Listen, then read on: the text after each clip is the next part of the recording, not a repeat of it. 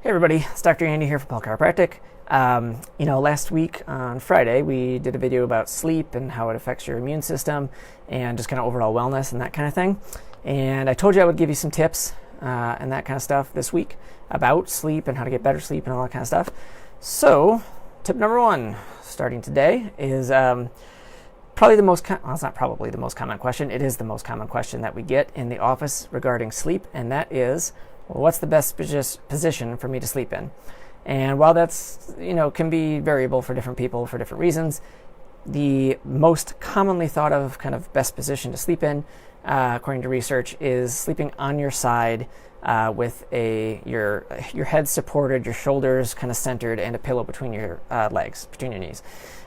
This allows for better alignment of your spine. It reduces pressure on your neck, low back, hips, and your legs, and just kind of generally gives you a more restful night's sleep.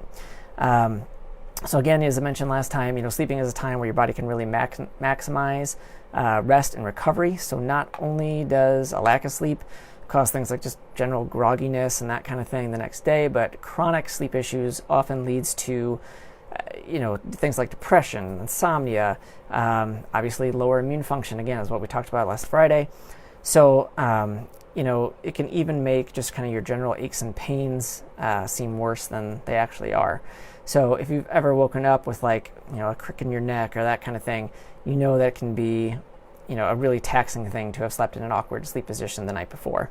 So maintaining a neutral position and keeping your spine in line overnight is just it's an essential part of waking up energized and ready to go about your day, especially in stressful times like we are in right now. So the easiest way to check and see if everything is lined up correctly is either to have a family member check it for you, or set like a full-length mirror next to the bed and lay down on your side and see if your pillow is thick enough that it keeps you basically midline. So your nose should be relatively midline to your chest.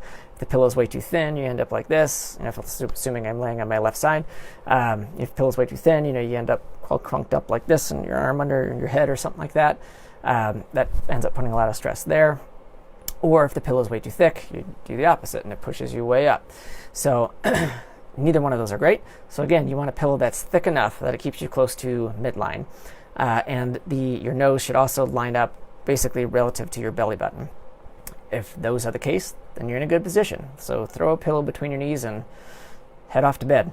But as far as that goes, I hope that little quick tip helps you get some better sleep and get a good position for sleeping later on tonight.